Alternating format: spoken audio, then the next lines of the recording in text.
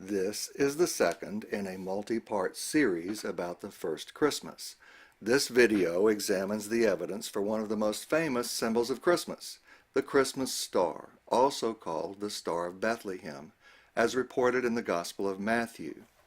When we look for evidence to support Matthew's report about the star, we can't find any, even when we read the writings of some of Christianity's most famous apologists.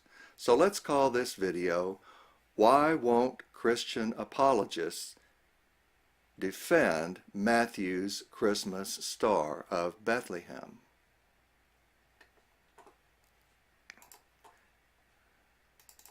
The Christmas star is one of the most famous and iconic symbols of Christmas. In some Christmas displays, it outshines and even replaces Jesus Christ himself.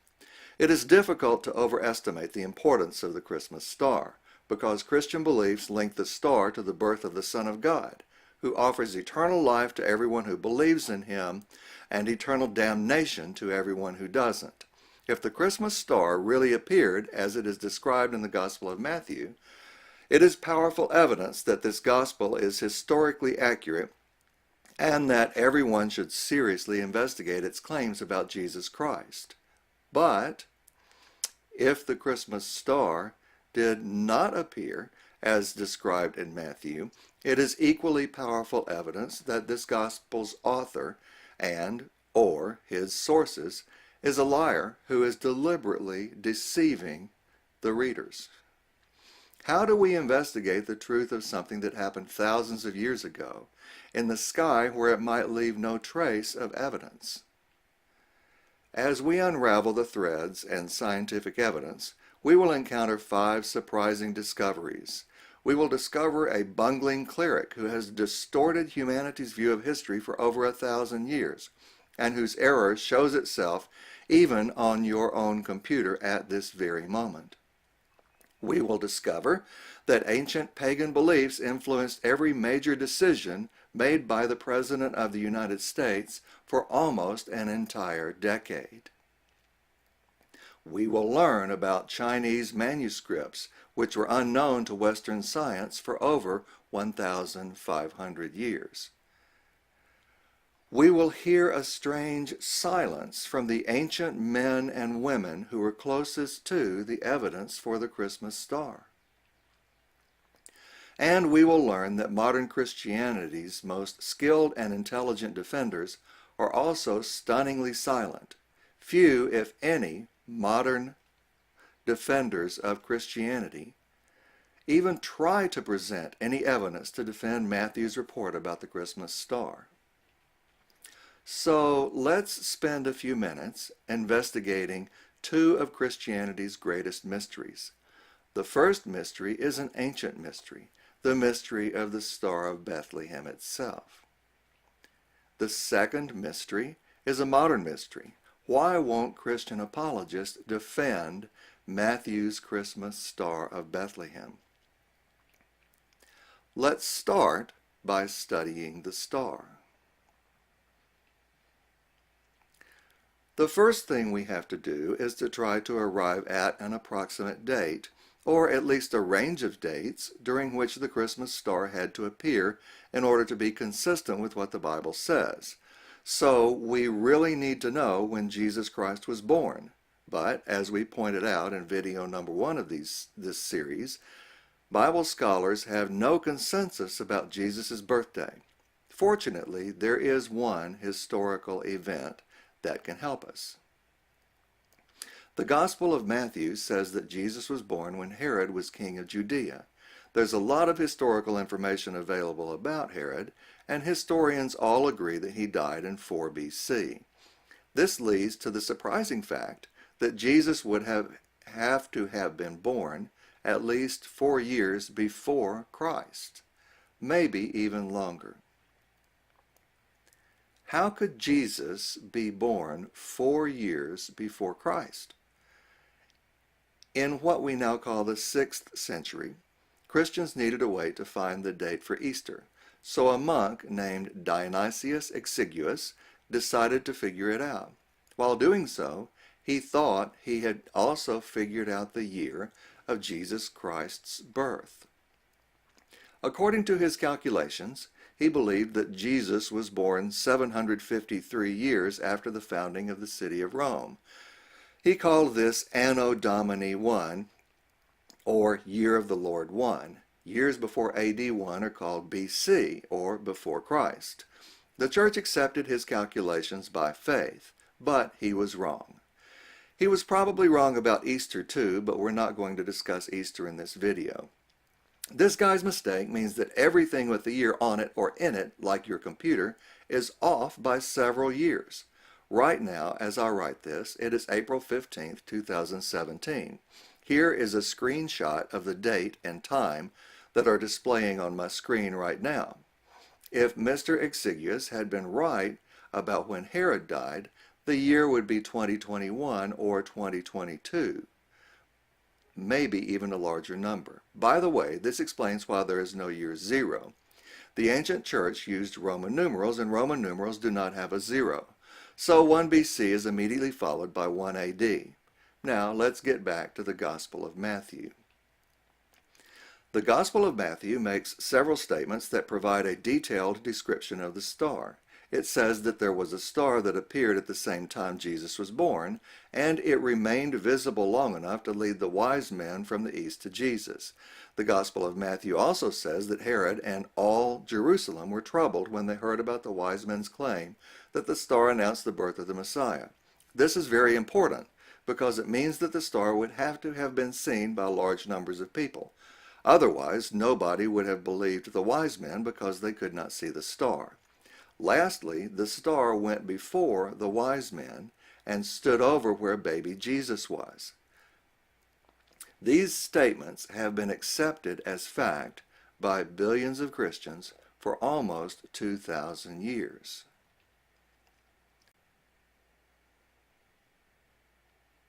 If this star did appear, it is evidence that at least parts of Matthew chapter 2 are historically reliable. But if this star did not appear, the Gospel of Matthew is not a truthful record of Jesus Christ's birth. The reliability of the Gospel of Matthew depends strongly on whether or not its author has told us the truth about the Star of Bethlehem. Let's illustrate this by imagining a more modern, similar scenario. Suppose someone claiming to be George Washington wrote that a huge star suddenly appeared in the sky when they signed the Declaration of Independence in 1776. You would immediately conclude that this writer was a complete fraud. This would not be a little mistake. It would be a huge, deliberate deception, and you would rightfully reject everything that this fake author wrote. Likewise, if the story about the Christmas star is true, then it is evidence that the author of the Gospel of Matthew may be genuinely trying to tell the truth. But if the story about the Christmas star is false, then it is very persuasive evidence that the author of the Gospel of Matthew or the sources that he used are deliberately deceiving the reader. So let's discuss some of the characteristics of the Star of Bethlehem. The first question is, was it really a star? Several conservative Christian apologists claim to have, quote-unquote, discovered that Matthew's star was not really a star. It was a conjunction of planets. Briefly, a conjunction of planets is when two or more of the planets in our solar system appear to line up when viewed from Earth. Here is a photo of a conjunction that occurred in 2011. Although this conjunction involves 4 planets, the term conjunction applies anytime 2 or more planets appear to line up. Conjunctions are fascinating to see, but they do not fit Matthew's description of the Star of Bethlehem. First of all, conjunctions are not rare. Conjunctions of 2 or more planets happen every year, sometimes several times a year. They could be predicted years in advance, even by ancient astrologers. Certainly, this would not be worth the wise men traveling all the way to Bethlehem, an expensive journey that would take several weeks or months, and certainly a conjunction would not upset all of Jerusalem. Also, the Gospel of Matthew says that the star stood over where Jesus was. Planets can never appear to be directly overhead unless you are close to the equator, because all of our sun's planets orbit in the same plane. Last but not least, the author of the Gospel of Matthew repeatedly says star. He could just as easily have said conjunction of planets, but he did not. Before we talk any more about the star, I want to comment on the Christian apologists who claim to have personally made this startling discovery about the conjunction of planets in the Star of Bethlehem. Not all of them make this claim, but a few do claim to have discovered this themselves. I'm not going to name any names, but you can easily find them if you use any search engine. I'm not one to accuse anyone of plagiarism or dishonesty. Maybe they've been living in a cave all of their lives and are unaware of the work that anyone else has done on this. But this theory about the conjunction of planets in the Christmas star has been around for a very long time. The famous astronomer Johannes Kepler suggested it in 1614, over 400 years ago. Let's dig more deeply into the characteristics of the Christmas star as described by the Gospel of Matthew. The Christmas star was a star, if the Gospel is accurate. In ancient times, this could have included what we now call a nova, a supernova, or even a comet. Obviously, it also could have been a miraculous object that was created by God, but it would look like a star, because that's what the Gospel of Matthew said it was. Second, the star appeared at a point in time when Jesus was born. Its brightness may or may not have varied over time. Matthew doesn't say. Third, it was visible long enough for the wise men to see it in the east, probably modern-day Iran or Iraq, and then still be visible after they got to Jerusalem, a journey which would have taken several weeks or months. Lastly, the star was bright enough to be seen by the wise men and by the people in Jerusalem. Let's take a close look at that last characteristic, that the star was visible to people in Jerusalem. This is an important point and is one of the few points that we have been able to find that Christian apologists would actually comment on. Some apologists, such as the Associates for Biblical Research, claim that the star was visible only to the wise men, the Magi. Is this consistent with what the Bible says? This website quotes Matthew chapter 2, verse 7 in support of their opinion, correctly pointing out that Herod asked them for the exact time when the star appeared. But let's look at just more than just one verse. Notice in verse 3 that Herod and all Jerusalem were troubled by the wise men's report about the star. In order for all Jerusalem to be upset about the wise men's claims about the star, people in Jerusalem had to see the star. Otherwise, nobody would have believed the wise men, and nobody would have gotten upset. Also, notice that Herod, a shrewd politician who was not easily fooled, never questioned the existence of the star. He simply asked in verse 7 when it had first appeared. This would be a very logical question to ask about a comet, because comets change in brightness. So Eastern and Roman astrologers would probably have discovered the same comet on different days. Obviously, Herod had seen the star, if Matthew is accurate, because it is absurd to ask when something appeared when you, and everyone else in the whole city of Jerusalem, can see with your own eyes that it had never appeared. So the Bible text itself strongly supports the idea that Herod saw the star and that all Jerusalem saw the star. If the writer of the Gospel of Matthew is accurate, actually very few Christians believe that only the wise men could see the star. We've only been able to find a few that do.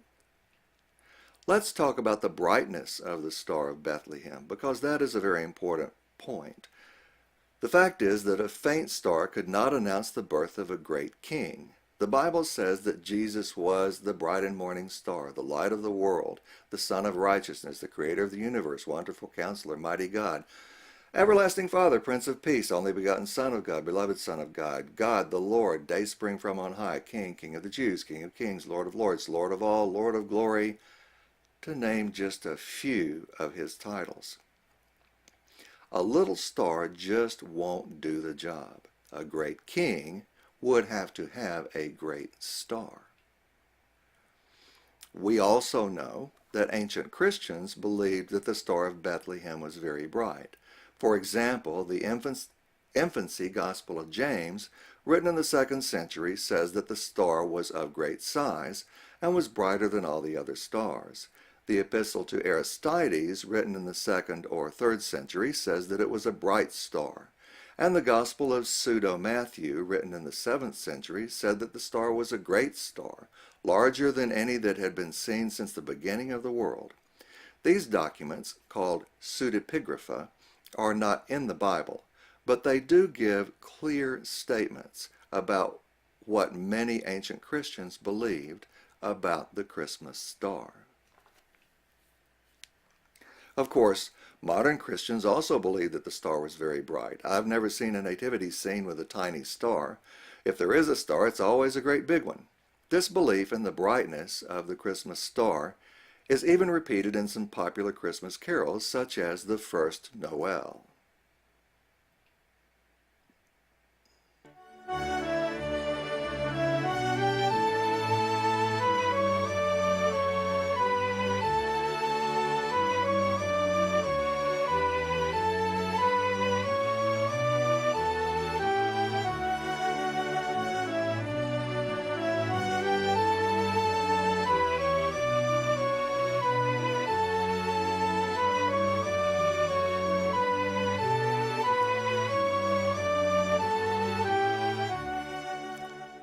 And we three kings.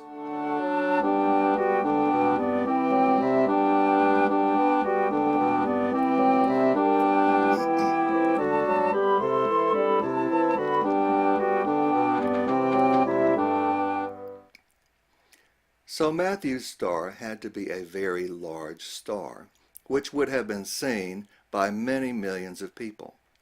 Just how bright might the star have been? In 2015, a theologian named Colin Nichol published a book called The Great Christ Comet, Revealing the Star of Bethlehem, in which he speculates that the Christmas star was really a comet. In a recent interview, Dr. Nichol described the Christmas comet as an intrinsically bright, very large comet. When asked what large meant, he answered, Comet Hale-Bopp and the Christ comet are large. In fact, his book repeatedly says that the Christ comet was probably much brighter than Hale-Bopp. So, how bright was Comet Hale-Bopp? Comet Hale-Bopp became visible to the unaided eye in May 1996 and remained visible to the unaided eye until December 1997. It was one of the brightest comets in the 20th century. For 8 entire weeks, it was brighter than any star in the sky except Sirius. It is estimated that over 180 million people saw it in the United States alone, and many times that number worldwide. It even caused a mass suicide. In March 1997, 39 members of the Heaven's Gate cult committed suicide because they believed that killing themselves would teleport them to a UFO, a spaceship, that was flying with the comet. Whether it was a star, a comet, or a supernatural object created by God, there's almost complete agreement that it was very, very large and prominent in the sky. Although we modern 21st century people certainly enjoy looking at the night sky, we know that the stars are all just balls of hot gas and that comets are just dirty snowballs. They do not have any mystical powers that control people's lives. Today, with modern telescopes, astronomers discover new things almost every day. It was not so in ancient times, however. Back then, the appearance of a new star or comet was a very big deal. This was because in ancient times, just about everyone believed in astrology. They believed that the stars had a profound influence over the lives of every person on earth. The sky, or heavens, were assumed to be perfect. Since you cannot improve on perfection, the heavens were also assumed to be unchanging. So anything new in the heavens, such as a new star, was believed to be a sign from God or gods that he or they were about to do something wonderfully good or terribly bad. If a new star appeared, people all over Persia and the Roman Empire would see it and would be running to their astrologers for advice. Astrologers would encourage this because they charged fees for doing horoscopes. Most importantly, this would be reported by historians, and we would know when it happened. Let's talk about astrology for a minute. Just how powerful is astrology? I want to emphasize that I do not believe any of the claims of astrology. It's crap. It's a fraud. Astrology has been completely disproven by modern science, but astrologers may have an enormous power over people who believe in astrology. Although astrology was prohibited by Jewish law, many Jews did believe in it, and even those that didn't did believe that the book of Numbers contained a prophecy that the coming of the Messiah would be associated with a star. Also, most ancient Romans believed in it, and millions of people believe in it today. Let's take just one modern example. Ronald Reagan was President of the United States from January 1981 to January 1989. His wife, Nancy, was a Christian, a Presbyterian, but she also took lots of advice from an astrologer named Joan Quigley. Miss Quigley had enormous power over the Reagans. According to Donald Regan, the White House Chief of Staff from 1985 to 1987, virtually every major move and decision the Reagans made during this time at the White House, during his time as White House Chief of Staff, was cleared in advance with a woman in San Francisco named Joan Quigley, who drew up horoscopes to make certain that the planets were in favorable alignment for the enterprise. This happened in the late 20th century in the most technologically advanced nation in the world. Just imagine how much influence astrology would have had 2,000 years ago when everyone believed that the Earth was the center of the universe. Imagine millions of Nancy Reagans all over the Roman Empire, each one of them allowing astrology to have enormous influence over their lives, and then a new star appears. The impact would be enormous. Of course, most of the people in Judea were Jews. How would they respond to a new star? Although astrology was prohibited by Jewish law, many Jews, even Jews in Palestine, believed in and practiced astrology. Here is a mosaic from an ancient synagogue near the Sea of Galilee, which clearly shows many astrological symbols. Also, many Jews believed that a star would announce the birth of the Messiah, based on a prophecy in Numbers chapter 27, verses 17 through 19. There shall come a star out of Jacob. So, what is going to happen if a new star appears? Remember, practically everyone in the Roman Empire, even many Jews, believed in astrology, and the Jews believed that the arrival of the Messiah would be announced by a star. Then a bright new star appears. What is going to happen? Lots and lots and lots of people are going to write about this new star. So, how many ancient writers reported Matthew's star or any other star or other astronomical event that happened around or shortly before 4 BC? Obviously, the Gospel of Matthew reports about this star, but no other book in the Bible does. No contemporary or near contemporary religious, philosophical, or historical writer does either. There are two possible references by Chinese astronomers, so let's take a look at these. One star was reported to have appeared on February 23, 4 BC. There are two reasons why this could not have been Matthew's star. The first is that it is too late. Herod died less than 2 months after this date. Matthew reports that Herod ordered the murder of all male children in Bethlehem, which some Christians call the slaughter of the innocents, when Jesus was no longer a newborn infant. We know this because Herod ordered the murder of children 2 years old and younger. So this star, if it appeared at the wrong time. The second problem is that it was too faint for any Roman or Persian to report it. I want to repeat that because it's really important. Nobody in the whole world reported this new star except for one single Chinese report. So this star, if it existed at all, would have to have been small when viewed from Earth. The birth of a big king is going to be announced by a big star. A tiny star just won't do the job.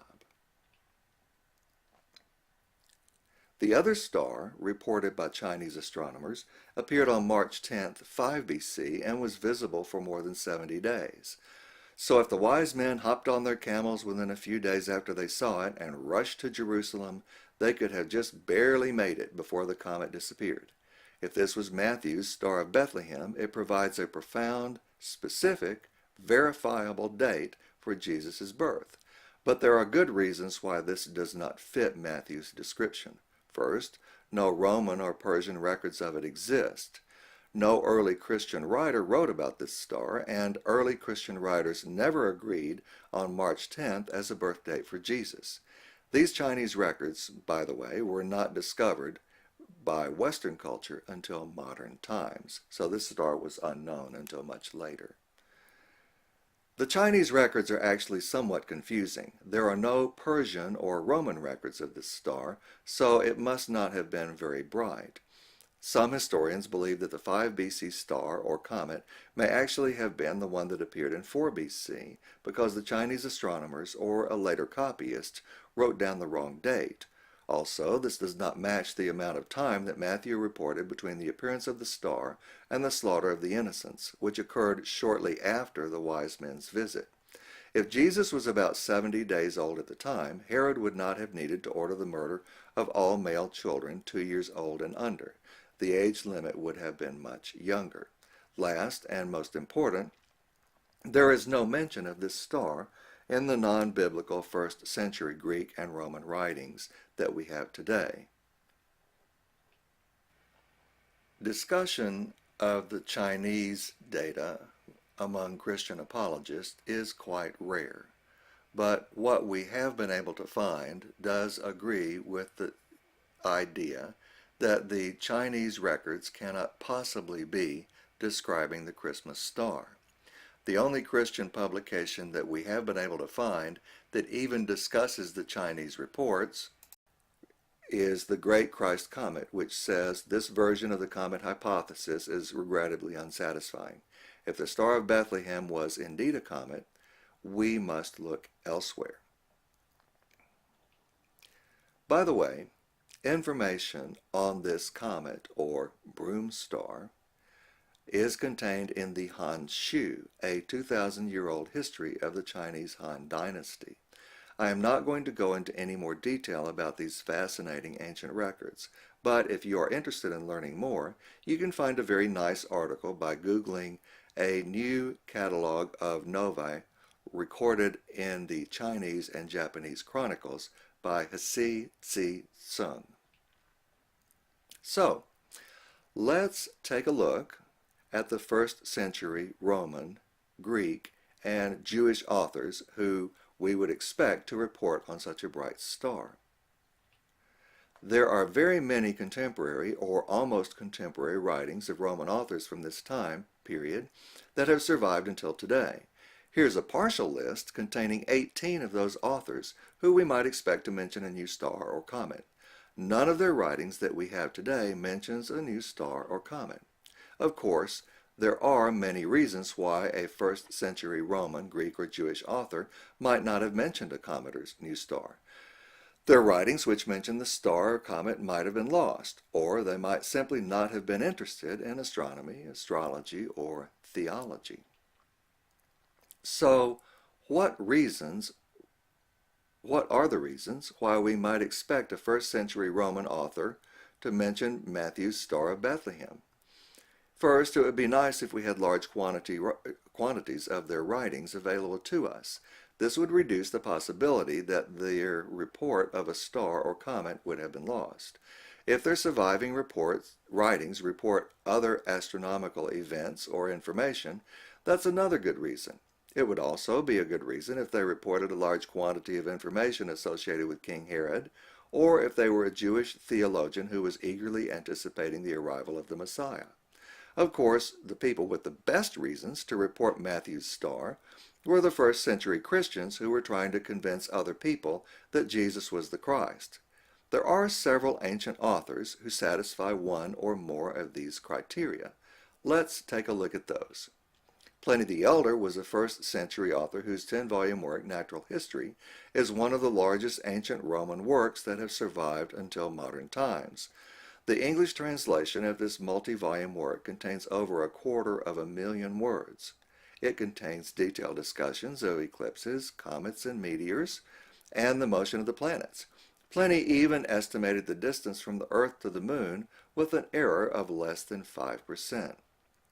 He reported specific dates of many comets, meteors, and eclipses, but he does not mention Matthew's Star of Bethlehem. Josephus, the Jewish Roman historian, wrote 5 major works which have survived to modern times. These works have a combined total of over 800,000 words in their English translation. He reports the appearance of a comet or new star around 70 AD. He mentions King Herod over 1,000 times. Josephus also reports that a lunar eclipse occurred on March 13, 4 BC, a few weeks before Herod died. Josephus does not mention any comet or new star that appeared during Herod's lifetime. Philo of Alexandria was a Jewish philosopher who developed the idea of the Logos, or the Word of God, as a creator, a theme which several decades later was used in the Gospel of John and the book of Revelation. He was widely respected by ancient and medieval Christian scholars who preserved his writings for us. An English translation of Philo's works fills over 800 standard-sized book pages. Philo was also closely connected to the Jews in Jerusalem and the Herodian dynasty, not only because of his Jewish faith, but also because his nephew married Bernice, who was a member of Herod's family. Bernice is mentioned 3 times in the book of Acts in the Bible. Philo does not mention any comet or new star that remotely resembles the Christmas star. By far, the people who had the biggest reason to tell us about Matthew's Star of Bethlehem were the early Christians who badly wanted to convince non-Christians that Jesus was the Christ. The star would have been the best, most convincing proof available to these Christian evangelists and defenders of their faith, because millions of people would have seen it.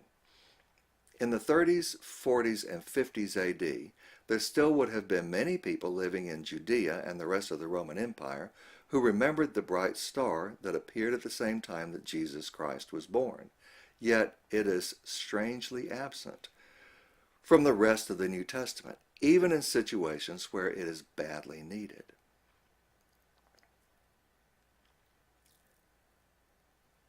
There is no mention of Matthew's Star of Bethlehem in any of the other Gospels. The author of the Gospel of Luke claims to have traced the course of all things accurately from the first, and devotes 2 entire chapters to events related to Jesus' birth. But he makes no mention of the star that would have been the most convincing proof of Jesus' divinity. The author of the Gospel of John claims that Jesus is the light of the world, and claims that he reported many signs that would lead people to believe that Jesus was the Son of God. But he never mentioned Matthew's star, a sign which would have been easily confirmed by millions of eyewitnesses. Matthew's star is not mentioned in the letters of Peter, Paul, Jude, James, or John. It is not mentioned in the Revelation to John, which contains references to Jesus holding stars, being as bright as the sun, and even Jesus himself being the bright and morning star. It is particularly puzzling that Matthew's star is missing from the Acts of the Apostles, because Acts contains many evangelistic and apologetic speeches where the star would have provided more powerful, verifiable proof of Jesus' divinity than anything else that was written in the book of Acts, because there would have been millions of witnesses still living who would remember it. In the very first sermon in the book of Acts, the Apostle Peter tells the crowd in Jerusalem that there will be signs and wonders in the heaven above on the judgment day. But he makes no mention of the one sign that would have made this prophecy much more believable, Matthew's star, which would have been seen by thousands of people in Jerusalem only 30 years before. Matthew's Star of Bethlehem is also missing from all of Peter's sermons in the book of Acts, including his sermon at Pentecost, his sermon in the Jerusalem temple, his sermons to the Sanhedrin, his sermon to the high priest and the Sadducees, and his sermon to the Gentiles at Cornelius's house. Matthew's star is missing from all of Paul's sermons in Acts, including his sermon at Antioch, in Athens, in Jerusalem, before the Sanhedrin, before Felix, before Festus, and his sermon before Agrippa. Matthew's star is even missing from Stephen's defense at the Jewish council. This was a desperate situation. Mentioning the star might have even saved Stephen's life, because many people living in Jerusalem would have remembered the star. But there is no mention of the Christmas star in his last sermon, and immediately after the sermon, Stephen was stoned to death. In summary, we see only silence where there should not be silence. In the apostles' evangelistic sermons in the book of Acts, in the Gospels of Mark, Luke, and John, in all other New Testament writings, as well as the reports of secular historians, even when those historians report other astronomical events. This leads us back to the original title of this video. Why won't Christian apologists defend Matthew's Christmas Star of Bethlehem? We see that this question extends even as far back as the first century, while the New Testament was being written and living eyewitnesses would have been available to verify Matthew's story about the star. Why didn't other writers of the Bible defend or even mention Matthew's Christmas Star of Bethlehem? In fact, the writers of the Bible, except Matthew obviously, agree perfectly with ancient historians, the ancient secular historians, about Matthew's star. Not one of them gives us any reason to believe that it actually happened. So, what are the responses of modern Christian apologists? What do they say in response to the problems associated with Matthew's star? Let's boil this down into 4 basic questions. Question number 1. What historical or scientific evidence exists to support Matthew's star? Question number 2. Why does no first-century non-Christian author mention a bright new star, which would have been seen by millions of people, even when the author's writings report other astronomical events and or provide extremely detailed histories of Jerusalem and Judea in the first centuries BC and AD, and or anticipate important Christian doctrines such as the Word, the Logos?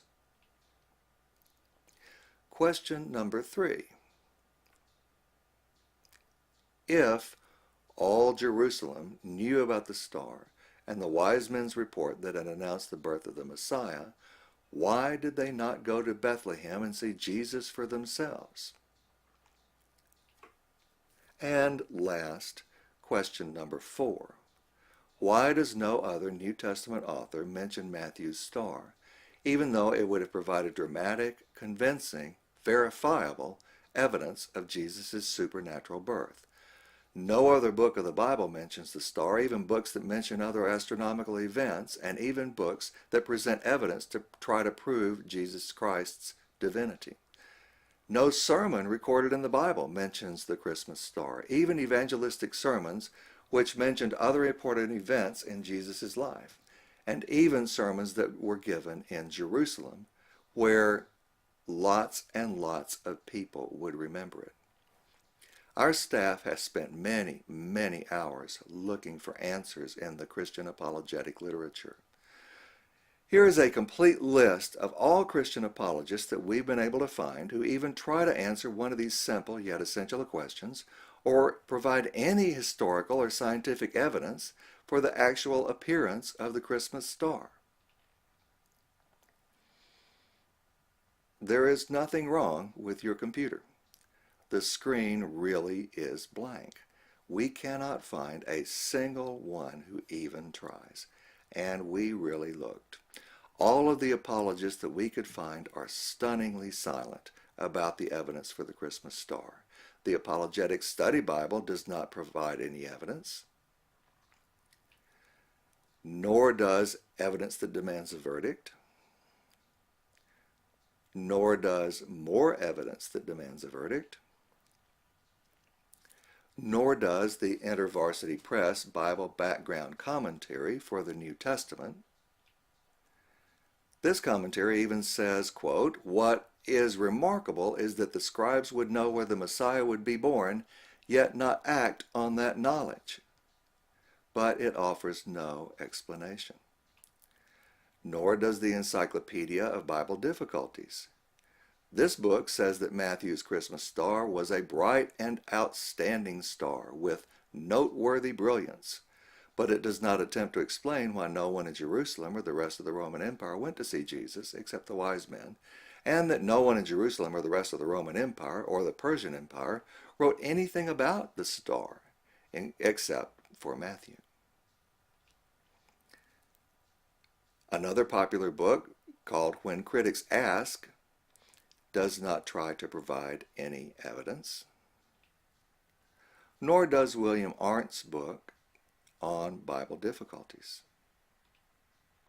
nor does John Haley's classic book, Alleged Discrepancies of the Bible, nor does Skeptics Answered by D. James Kennedy. Here is an entire book which is completely devoted to the Christmas star. It's called The Return of the Star of Bethlehem by conservative Christian apologists Kenneth Boa and William Proctor. It claims that only the wise men could see the star. An explanation that we have already seen contradicts the Bible's own reports about the star. Beyond this explanation, the book makes no effort to actually provide any evidence for the Christmas star.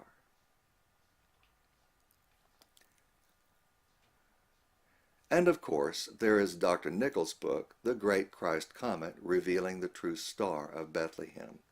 This is a 365-page book, completely devoted to the Christmas star. If anyone had any answers, the answers should be printed here. Although Dr. Nichols does a nice job of telling us what the Christmas star might have been like, he offers absolutely no evidence that it actually happened the way he says it did. And he offers no explanation at all on why Matthew was the only person who wrote about the star or comet, and no explanation about why all Jerusalem saw the star but did not go to Bethlehem to see the newborn Jesus Christ. In fact, we have searched and searched for many hours, and we cannot find a single Christian apologist who even tries to present actual evidence for the Christmas star. It's not a matter of there being answers that we disagree with. Christian apologists don't provide any answers. The silence is stunning.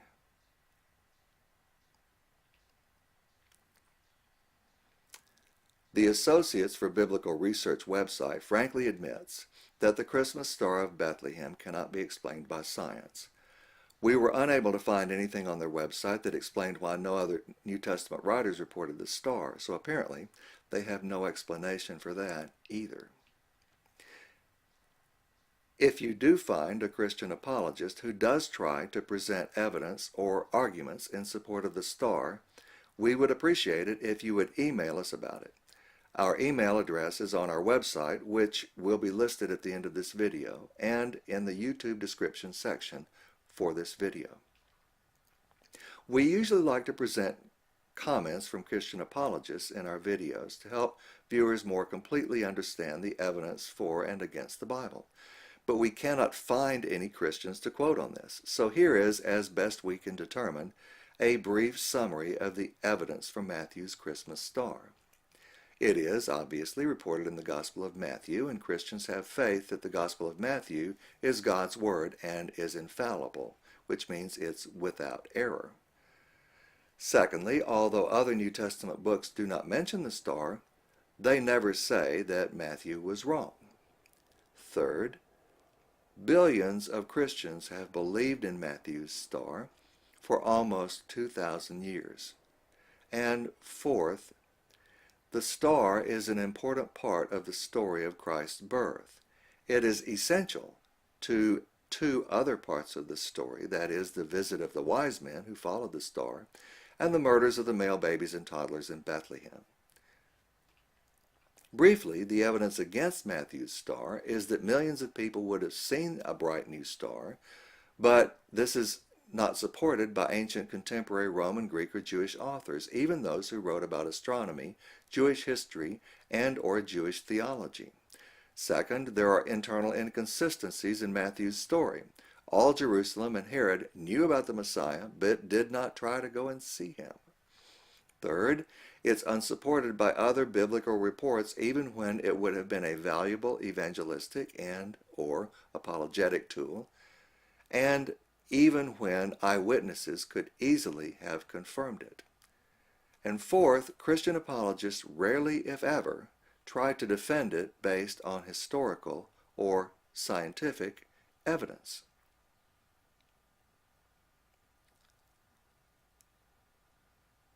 So, why won't Christian apologists defend Matthew's Christmas star of Bethlehem? Could it be because all available evidence, except the Gospel of Matthew, demonstrates that there was no Christmas star?